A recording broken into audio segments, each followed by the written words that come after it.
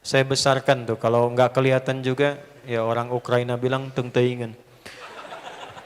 Ini berapa? 40. Ambil rata-rata lah, rata-rata. Ada beberapa yang melakukan kajian simple.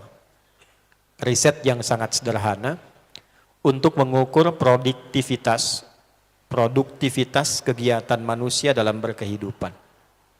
Jadi kalau kita ambil misal usia kematangan semua bagian dari dalam diri kita. Manusia itu ada 3 elemen dalam dirinya itu. Yang pertama adalah fisiknya, ini bagian tubuh luar. Tapi ini tak mampu bergerak, beraktivitas kalau tidak digerakkan bagian keduanya, intelektualnya. Jadi ini jasmani, ini aklani namanya. Ini intelektual, ini fisikal. Ada bagian ketiga, ini rohani, spiritual namanya. Akal ini tak mampu memberikan instruksi kalau tidak diarahkan oleh spiritualnya. Di sini ada takwa dan nafsu, takwa dan fujur. Wa nafsin wa ma sawwaha fa'alhamaha fujuraha wa.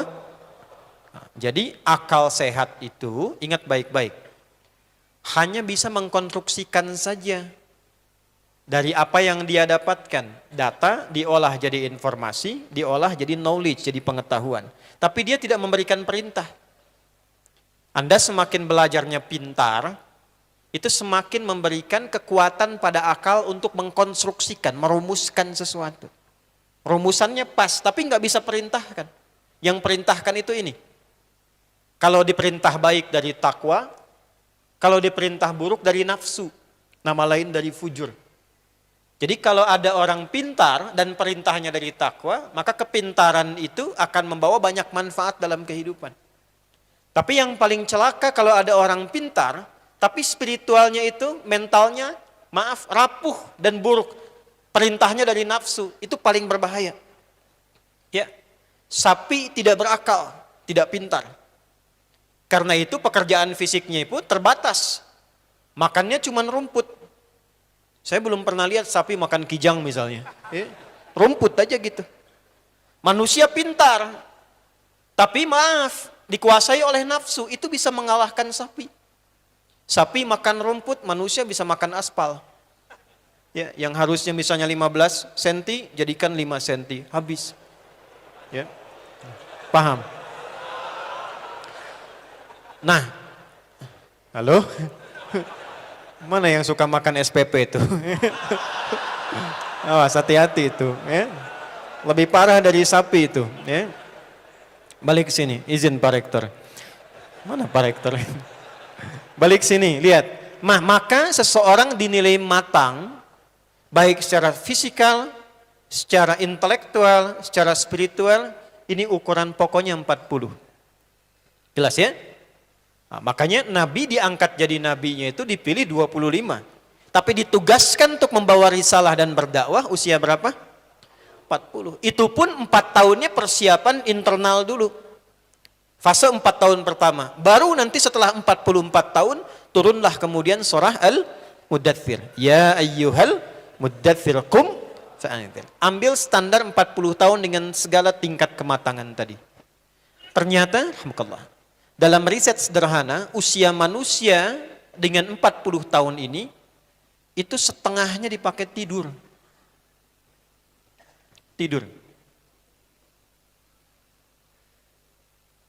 Habis makan, tidur lagi. Habis tidur, makan lagi.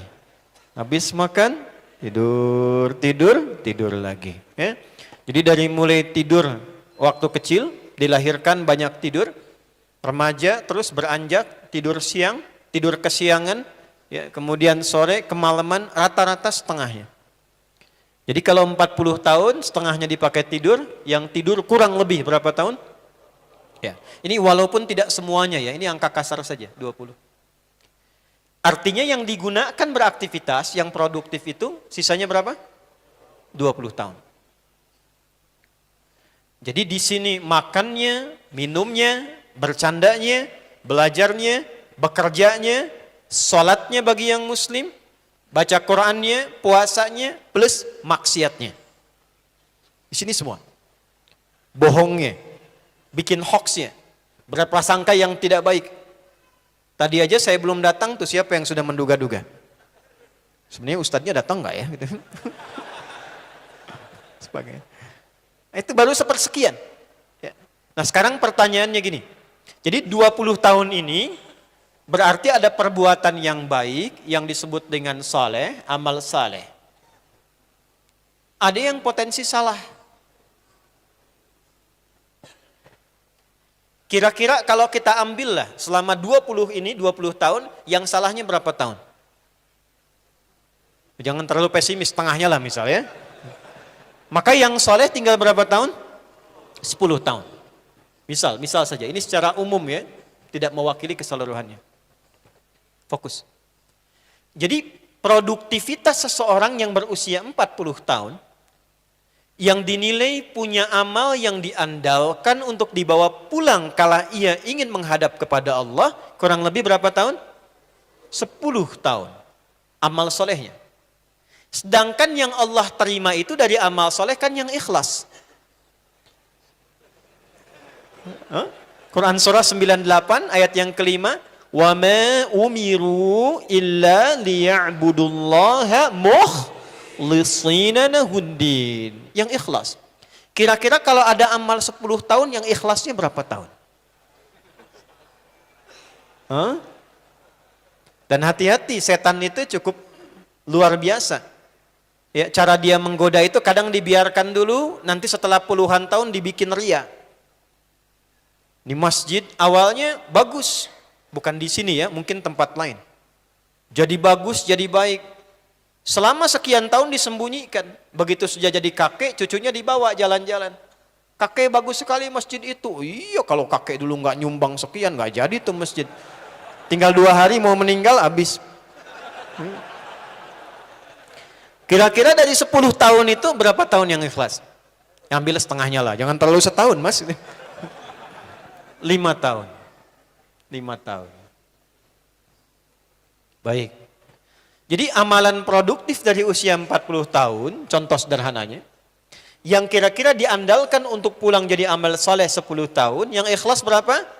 5 tahun. Tadi salahnya berapa tahun? 10 tahun. Potensi amal yang dibawa, yang kita bisa bahagia dan banggakan di hadapan Allah, 5 tahun. Tapi potensi salahnya 10 tahun.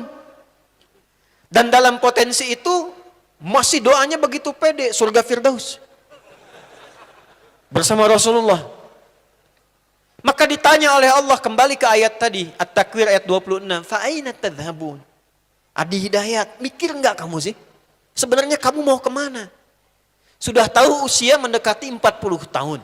Sudah tahu banyak salahnya. Banyak waktu yang dibuang-buang. Banyak mainnya. Belajar tidak serius.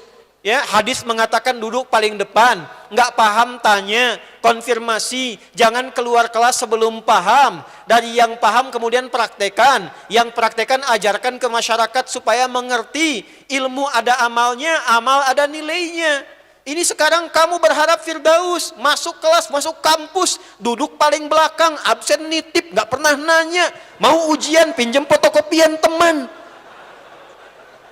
terus masih bisa ketawa. Fa'ina tadhhabun, arek kemana maneh teh gitu kan? Itulah bahasa Perancisnya kurang lebih itu. Ya, perapatan Ciamis itu. Mau kemana? Sama dengan apa yang kita kerjakan saat ini. Yang cari uang tuh mau sampai berapa sih? Mau kemana? Berangkat gelap, pulang gelap, mencari sesuatu untuk dikumpulkan, setelah kumpul ditinggalkan. Aneh kan? Dan itu meluangkan banyak hal, menghabiskan banyak waktu. Berangkat gelap, pulang gelap. Yang paling tidak lucu itu yang ironi, kadang bertengkar, berkelahi, menzalimi, mencaci, memaki, bikin hoax. Saya tidak Ustaz. Bagus. Tidak seperti dia tuh. Sama. Dan itu terjadi. Dan ironinya, apa yang dikumpulkan itu, dia sadar akan dia tinggalkan. Dan ditanya oleh Allah, sebetulnya kamu mau kemana? Hidupmu mau kemana? Bagaimana nanti? Ini poinnya. Nah, di titik inilah kemudian kita merenung. Ya, merasa amal sedikit, makanya takut pulang. Dulu orang senang pulang. Orang senang pulang, nunggu. Ini saya cuma informasi saja ya.